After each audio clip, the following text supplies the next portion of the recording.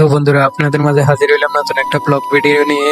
আমরা তিন বন্ধু মিলে রওনা দেব সংসদ ভবন ও জিয়া উদ্যানের উদ্দেশ্যে। যাই হোক বন্ধুরা, যদিও তিন বন্ধুর একটারও বউ তো দূরে থাকে, একটারও গার্লফ্রেন্ড নাই, তারপরে দিকে গার্লফ্রেন্ড থাকবো কিভাবে? এখান থেকে স্বর্ণের দাম 2 লাখ ছুঁই ছুঁই।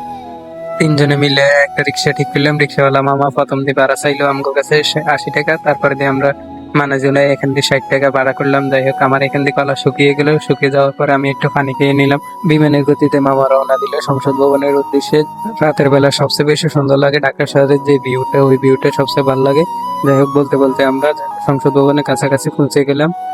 রিক্সা থেকে নামি আমি মামারে ভাড়া দিলাম। মামা বললো মামার কাছে বাংকি নেই। তারপরে দিয়ে আমি মানিব্যাগ খুঁজে খুঁজে সব ভাড়া বাইর করি, ভাড়াটা দিলাম। ভাড়াটা দিয়ে দেখলাম যে সবাই জোরে জোরে বসে রয়েছে। এগুলো না হয় নাই, দেখ একটু সামনে আসি, দেখলাম যে এখানে ঘুষি মারে। তারপরে দিয়ে আমার বন্ধু বললো সে নাকি ঘুষি মারবে। যাই হোক, ঘুষি মারলো। রাতে গিটার মারি সব শেষ করে এলে, এই জন্য সে বেশি উঠাইতে পারে না, 530 উঠেলো। এখান দিয়ে আমার বন্ধু আরেকটারে খুঁজে পাচ্ছি না। ভাবছিলাম যে কোনো সিবে যায় কট খেতে, পরে দিয়ে দেখলাম যে না, এর ডায়াবেটিস, মুতে কন্ট্রোল করতে পারে না, তাই মুততে বসছে।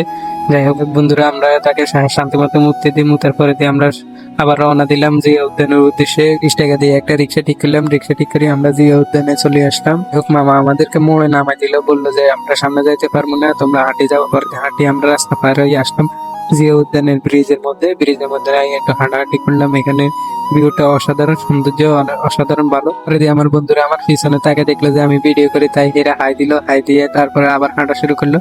পরে দিয়ে আমি আমার বন্ধু একটারে ডাকি নিলাম। আমার বন্ধুকে ডাকি নিয়ে বললাম যে আমার একটু ভিডিও করে দে। পরে দিয়ে সে আমাকে একটু ভিডিও করে দিল। এখানে একটা মেয়েকে দেখলাম, দেখে মেয়েটারও একটা জোড়া আছে।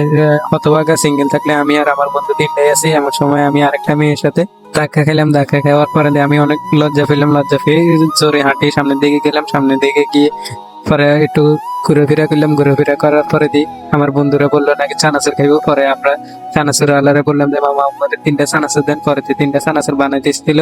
আর আমার বন্ধু অ্যাসিস্ট্যান্ট সেই ক্যামেরা নিয়ে দাঁড়িয়ে আছে, আমি তার পাশে ছিলাম। পরে দিয়ে আমাদের হাতে চানাচুরটা দিল।